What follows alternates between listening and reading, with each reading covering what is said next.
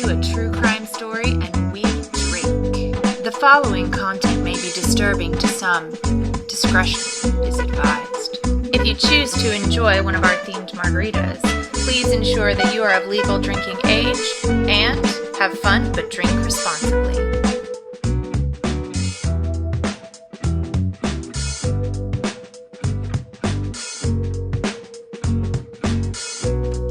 Today, we're talking about the soap maker of Correggio.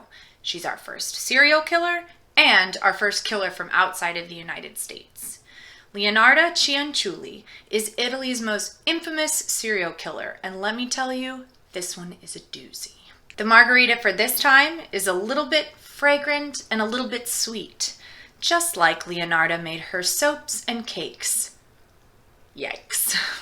As always, the recipe for this week's drink and the ingredients for next week's drink are in the description box right below. I heard that you liked making the drinks with me, so we're going to try that again today.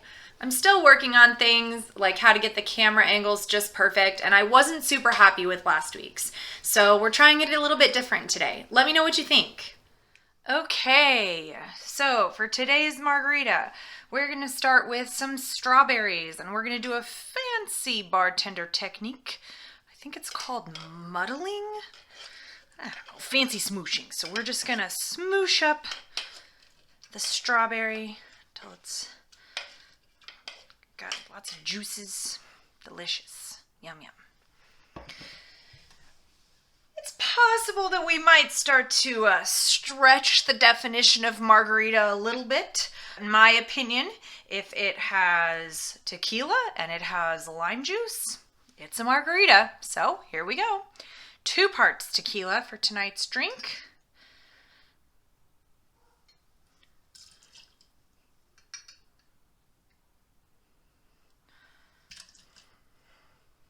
Then we're going to add 1 part triple sec.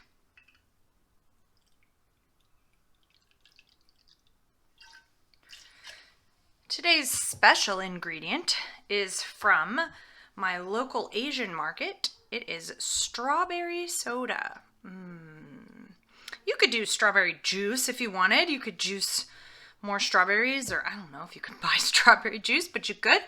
But I was specifically looking for something carbonated. And it is going to replace our simple syrup for this recipe. So we're going to do 3 parts strawberry soda.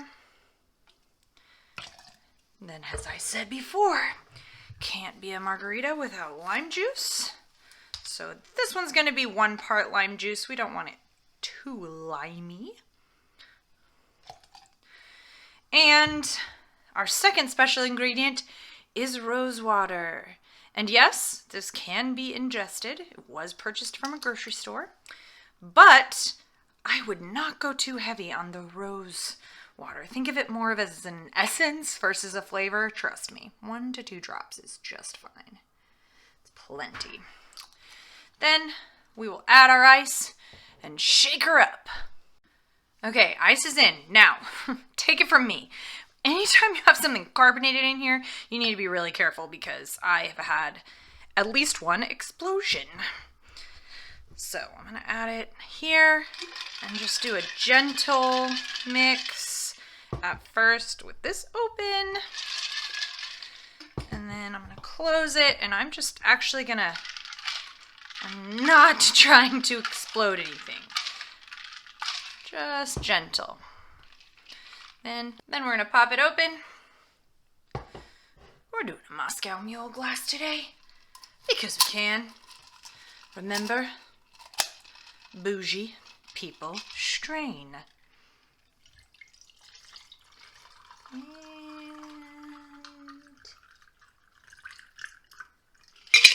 now we're ready to drink. When I was designing this drink, I was debating whether or not to do a rim on the glass. I wasn't sure if this one would be good with a salt rim, so I didn't do one. But I have to say, if I made this drink again, I would definitely do a salt rim on the edge, just so you know. Okay, now that you have your drink so fragrant you could use it in a bubble bath, let's begin. The tragedy of Leonardo Cianciulli's life began at conception. Leonardo's father, Mariano Cianciulli, had actually raped her mother, whose name was Emilia Dinolfi. What's worse, Amelia had been forced to marry her rapist once she found out that she was pregnant. According to social norms at the time, she didn't have a choice.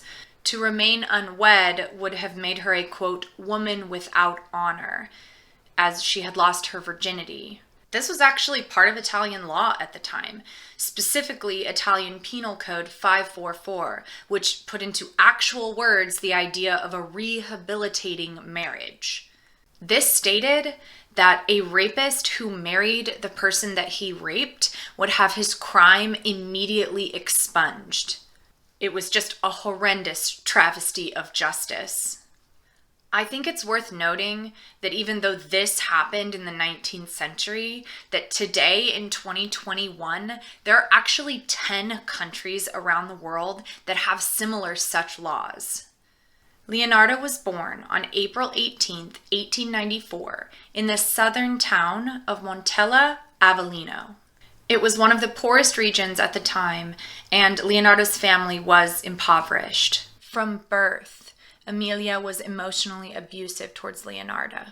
She did not hide her lack of love for her and projected all of the situation that she hated onto her daughter. Mariano died when Leonardo was a toddler, and Amelia did remarry, but they remained in abject poverty. Throughout history, Italian culture has been rich with superstitions, for both good and bad. So, unsurprisingly, Leonardo grew up to be a very superstitious young woman. Her mother did make Leonardo's origins known to her, and she believed that her entire life was cursed from the very beginning. In her teenage years, Leonardo visited a fortune teller for the first time. Fortune telling grows out of the folkloristic reception of Renaissance magic and is specifically associated with the Romani people. Romani fortune tellers read palms and tarot cards and cast spells and charms. In 19th century and early 20th century Europe, fortune telling was the equivalent of modern-day horoscopes and was taken very seriously by many people. Leonardo learned from this first fortune teller that she would be mother to many children, but that they would all die young. When Leonardo was 20, she fell in love. The man was a poor clerk named Raphael Pansardi. This was not the marriage that her mother and stepfather had arranged for her. In fact, the person they had wanted her to marry would have improved the financial status of the entire family, but Raphael was a poor registry clerk. Leonardo claimed that for a second time she had been cursed, this time by her mother for choosing love over money. 4 years later, the couple moved to southern Italy where they both found jobs. But Leonardo was imprisoned for her first crime, fraud. Upon her release, they moved back close to her childhood home. On July 23, 1930, the Irpinia earthquake struck.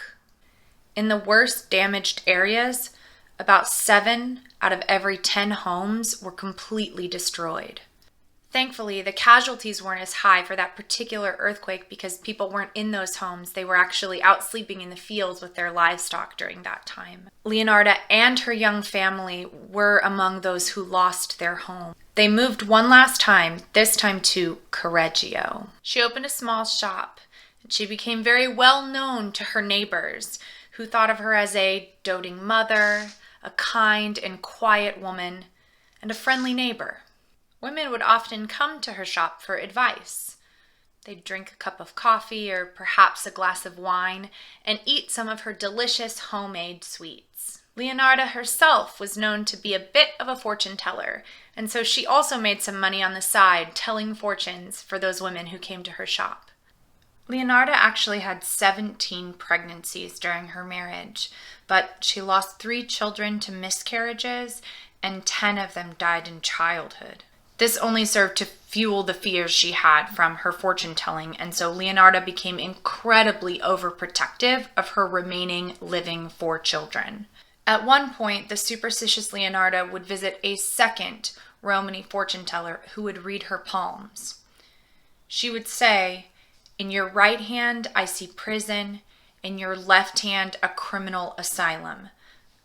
More on that later. In 1939, Leonardo found out that her eldest child, Giuseppe, had been conscripted into the Italian army in preparation for World War II. She simply could not let the fortune teller's prediction of her losing all of her children to come true. She prayed and she prayed, but to her, prayer wasn't enough to combat the deadly curse that had been placed over her and her children. All of her children, and especially Giuseppe, must be protected at all costs. Leonardo determined that human sacrifice would be the only way to save her firstborn son. Give God a body so that he would not take Giuseppe. Okay, y'all, it's Margarita time. Faustina Setti, Leonardo's neighbor, who was 73 at the time, was a lonely, poor, unmarried woman who was desperate for a husband. She often came to Leonardo for help in finding that husband. Leonardo, remember, was a very good advice giver and a bit of a fortune teller herself. One fateful day in 1939, Leonardo told Faustina she had found her that husband that she so desperately wanted. He lived in a neighboring town, Pola. Leonardo had Faustina write letters to friends and to family to say that she was all right and that she had found love. These letters were to be delivered after she arrived in Pola. Preparing for her departure, Faustina came to visit Leonardo one last time. Some say to give Leonardo her life's fortune, to thank her for finding her a husband, to say thank you for making her dream come true. Leonardo offered Faustina a glass of wine to celebrate her new life, but the wine was drugged. And before Faustina knew what was happening, she was bludgeoned with the back of an axe by Leonardo. Sorry, this is gruesome. Leonardo cut Faustina's body into 9 pieces and drained the blood into a basin. Ugh. She turned the coagulated blood into crunchy tea cakes to feed her neighbors, her children, and herself. She turned the rest of Faustina into soap to sell in her shop. Okay, so we're done, right? One life for God, so God will leave Giuseppe, right? Wrong. On September 5th, 1940, Leonardo found her second victim, Francesca Suavi. Francesca was 55 at the time and a school teacher. She had come to Leonardo for advice on how to find a job. Leonardo claimed she had found her a job in a neighboring town. She repeated the exact same pattern. During Francesca's last visit with Leonardo, she was convinced to write several postcards to family and friends, was given a glass of drugged wine, and was bludgeoned to death with an axe. Her body was chopped up, more tea cakes, and more soap. Ugh, so, okay, we're done. We got now 2 lives. Surely Giuseppe's life will be spared, right? 2 lives for 1, right? Wrong. Sorry. Leonardo's final victim was also looking for a job. Her name was Virginia Capioccio, and she was a former singer, an opera singer. And in fact, she had sung at the very famous La Scala. She was 53 years old, and she could no longer sing, and so she needed help finding a job. She went to Leonardo, who found her a job working as a secretary for a famous but mysterious Italian impresario. As with the other 2 women, she was told not to tell a soul about where she was going. Unlike the other 2 victims, Virginia couldn't stay quiet. She told several friends and family members that the wonderful Leonardo had found her a fantastic job. On September 30th, 1930, Virginia came to visit Leonardo one last time, paying her for her help in lira and in jewelry. The murder happened the exact same way. I'm going to read you what Leonardo had to say about Virginia, but you're probably going to want to drink first. She ended up in the pot like the other two. Her flesh was fat and white. When it had melted, I added a bottle of cologne, and after a long time on the boil, I was able to make the most acceptable creamy soap. I gave bars to neighbors and acquaintances. The cakes, too, were better. That woman was really sweet. Fortunately for all of the other women in the village, Virginia's sister grew suspicious of her disappearance. It wasn't like Virginia to disappear with no further communication, so her sister contacted the police. Because Leonardo's shop was the last place that Virginia was seen going into alive, they naturally questioned her first. Leonardo spilled the tea immediately, and it was a lot of tea. She was put on trial immediately. Still, many people didn't believe that a woman could actually kill someone and so quickly chop up the body into so many pieces. So the attorneys, the jury, the judge, they all took Leonardo to an actual morgue where she demonstrated that she could chop up a corpse in less than 10 minutes. As you can imagine, the trial did not last very long. Leonardo herself took the stand and she admitted to absolutely everything. She even corrected the prosecutor on details that weren't exactly correct.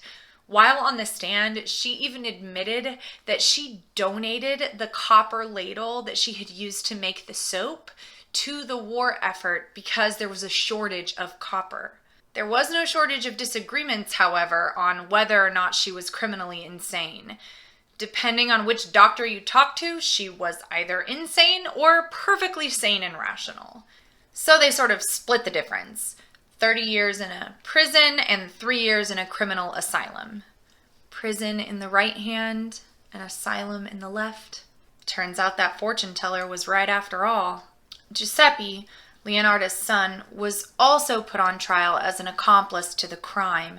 He had actually mailed some postcards and thrown a packet of bones into the river when he was on a trip to Pola, but he didn't really know that he was participating in a crime, according to both him and his mother.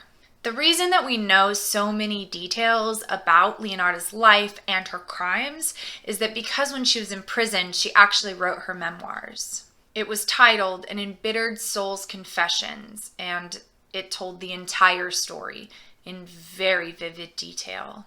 It was said that Giuseppe could not even believe that his mother had committed these crimes until he read her memoirs.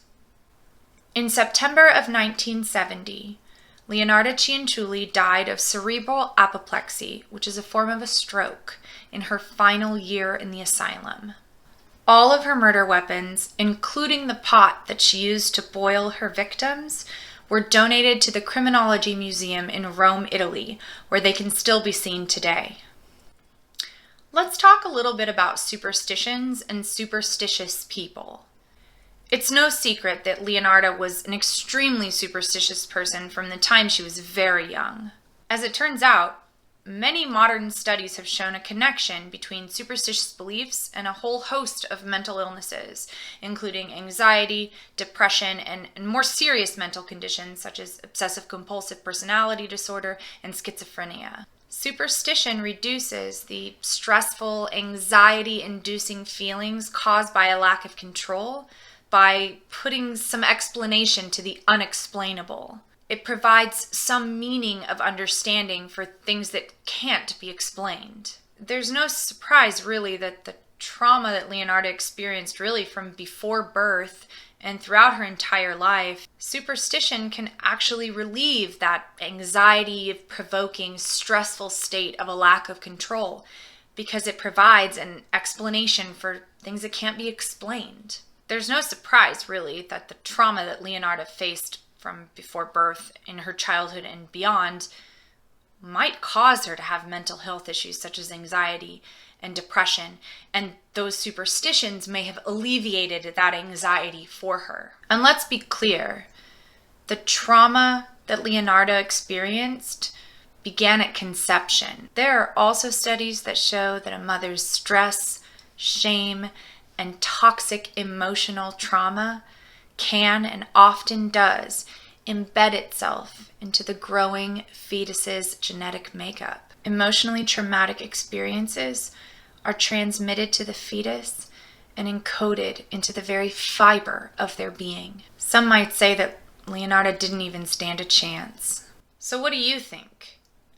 Did Leonardo even stand a shot at a normal life? How might it be different if she'd been living today instead of in early 1900s Europe? What do you think about those awful laws still in place in so many countries today about rapists and their victims?